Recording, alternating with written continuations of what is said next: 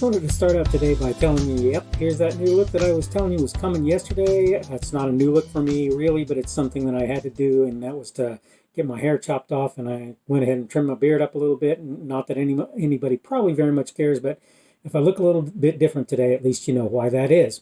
Now, I started out today writing the standard notes that I do in order to kind of prompt me to make sure that I knew exactly what I was going to be talking about. I want to point out that my notes are mine, and I'm the one who creates them, and so if I decide to usurp my own authority, I have the ability to do that. And I'm going to do that today because something came to me as I started to talk about the subject for today. Smart people know that diets may be a way to temporarily help you to lose weight. But if you really want to keep yourself in good health, and if you really want to promote an ongoing change, you don't diet in the traditional sense. You change your eating habits. You change your diet overall for the long term, right? This is an important realization, okay? And I want to apply it to what we're talking about today. And I want to start by asking a question and asking, is there any benefit in refusing to do business with companies and associate with individuals with whom you fundamentally disagree? Many would argue that this is a counterproductive activity. I certainly would agree that this can be the case. That said, boycotts can be equally meaningful activities and useful activities as well. Hello and welcome to the Daily Summation from Kurt's Religion and Politics. I'm your host. I'm Kurt. Today is Friday, the 29th of January of 2021. Welcome to those who are here on Rumble, on the podcast, and on YouTube. Thank you for joining me this morning, and hopefully I'll give you something to think about that'll be worth your time. Today's subject, as I've sort of already alluded to it, is boycotts. And I wanted to talk about this idea of changing eating habits as opposed to diets, and how the same sort of concept applies to boycotts as opposed to changing, for example, your buying habits in general. A boycott typically is a temporary activity in which people express their displeasure with some group or entity, whatever it happens to be, some individual, because of some behavior, attitude, or perspective that that individual or that group has. Right? So it's typically temporary. We're going to boycott Chick-fil-A. Well, yeah, okay. So for 3 weeks, Chick-fil-A has to worry about, can they survive with a reduction in customer base, assuming that happens. Well, to begin with, at times things like that backfire. So in Chick-fil-A's case, you couldn't get into their restaurants if you wanted to do so when people decided they were going to boycott them, because other people decided that meant more for me. You know, there's a Spanish expression. I'm probably going to mangle it here, so you're going to have to live with it if I do. As menos burros más jalotes, and what it means is, what it actually is saying is, fewer burros, fewer donkeys, fewer asses, whatever you want to say, more corn, right? More cobs of corn, essentially. And what it means is that the burros who are there can get more corn, right? So hopefully you'll understand what I mean by that. But basically what I'm saying is that a company like Chick-fil-A, who's been boycotted, or Goya, for example, the same, will potentially experience a spike in sales, a spike in business as a result of people doing what they're doing in boycotting. So in that sense, boycotting can be not harmful, but certainly not helpful to your cause.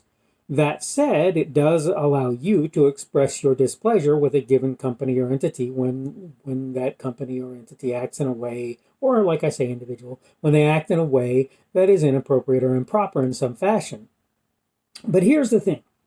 In the long run, if you refuse to support Amazon in the short term, refuse to support Twitter in the short term, refuse to support Facebook in the short term, refuse to support Google in the short term, right? Do so on a limited basis, right? So Google has its fingers in a lot of pies. So if you refuse to support them, say, for example, by using, their search engine is a perfect example. If you refuse to support them, support other entities in similar ways, what you're going to find is they've got their fingers in other pies. You got an Android phone? Well, I hate to tell you this, but that's largely Google's domain these days. I'm not saying that Android is perfectly Google, but it really doesn't matter because for all intents and purposes, Google has co-opted Android, particularly in the phone market. So the point is, boycotting things is not really an awesome solution. It's not a horrible solution, and it can actually make a difference, and it can make it so that people begin to see, oh, look, people have problems with who we are. Now, then again, they may choose to write out the boycotts if they want to hold with their positions. I suggest to you that a way better solution is that you find alternatives to the things that you're currently using that are made by, produced by, whatever you want to say, companies or individuals that you really don't want to support for various reasons. This is my suggestion for you. So I don't, right now I use Google Chrome, and I use it because at this point it's hard for me not to based on the performance of other browsers, but I'm very seriously going to consider looking at other browsers to see if I can find one that I like the philosophy of the owners better than I do Google. Right now, I use an Android phone. I'm recording this. What I'm recording right now is recorded on my phone. I'm recording it on an Android phone. I'll just tell you that now. Now, the phone is not a Samsung phone because I don't like Samsung. So I'm actually using another phone that I'm not super hot about, but it's better than Samsung for me, and that's a OnePlus phone, right? And it's every bit as good in almost every regard. I'll just tell you that now. I get that you don't want to support people who consider them, who you consider to be untrustworthy, who you believe prove themselves to be untrustworthy. And I get the idea of boycotting those people. But in the long run, if you don't make long-term changes and commitment, at least commitments to, and really those long-term changes, you're just like the guy or lady who's dieting but not changing your eating habits. You're not really fixing anything in the long run because you come back to supporting those companies, those individuals that you don't believe in and that you don't agree with. It's time for people, if they really don't want to support folks like Google, if they really don't want to support Microsoft, if they really don't want to support Facebook or Twitter or whoever it happens to be, right? It's time for you to start thinking about changing your eating habits. And obviously, I'm not saying that directly. I'm giving you the example, right? It's time for you to start changing your buying habits and your usage habits. I don't use Google's search engine. I use DuckDuckGo, right? I'm getting ready to switch to a Linux platform on my computers. I'm looking forward to the idea at some point in the near future of finding a phone OS that I think I will like in terms of the owner's positions better than Android. I already swore off iOS. I have MacBooks sitting all around my house. They will all go the way of the dinosaur in time because I don't support Apple. What they did to, in my opinion, to Parler is absolutely unconscionable, unreasonable, improper. They should never have done that. That's not appropriate. That's not acceptable. But my point in all of this is this. I'm looking at the long term. I'm on the long game, and you should be too. I'm not saying you can't do things in the short haul. I'm not saying that's wrong, but I am telling you that you should be worried about the long game. You shouldn't be spending your time concerning yourself about necessarily or completely about what's happening in the here and now. I'm not saying that you shouldn't concern yourself with what's happening in the here and now. But what you need to be doing is looking at what's going on, and you need to be acting accordingly, not just in the short term, but in your long-term approach to life as well. This is what you need to be doing.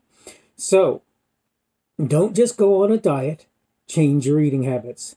Don't just boycott or otherwise seek to financially harm those who are counting on your money. Seek to find alternatives that will actually work, and be ready for a little bit of pain. By the way, be ready for a little bit of pain. What do I mean by that? Well, a lot of your alternatives, look, I'm not happy with everything that Rumble is doing at this moment, for example, but I prefer Rumble over YouTube, and I will support them over YouTube, even though I have to suffer a little bit in the process. There are certain things that Rumble doesn't do well yet that we hope in the course of time will become things that they will. But for the time being, that's not the case. All right, so again, don't change your diet alone.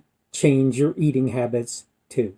All right, So I need to wrap this up. It is again the 29th of January of 2021, and today is Friday. That means tomorrow will be the 30th, and it will be Saturday. A lot of people consider today, at the end of the day, the start of the weekend. Some consider Saturday. So whichever is the case, I hope your weekend is a good one.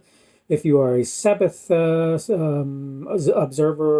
happy Sabbath for you at the end of the day today. I guess it is. I think that's how that works. I never can remember for sure. I think it's sun down today to sun. No, I don't remember anyway. But happy Sabbath either today or tomorrow, however you happen to celebrate that. And hopefully things are going well for you. Again, hopefully your weekend is a good one. And I hope to see you again tomorrow. The speaker on this edition of the Daily Summation is Kurt Schubert. This video was recorded on Friday, the 29th of January of 2021. The Daily Summation is created for Kurt's Religion and Politics.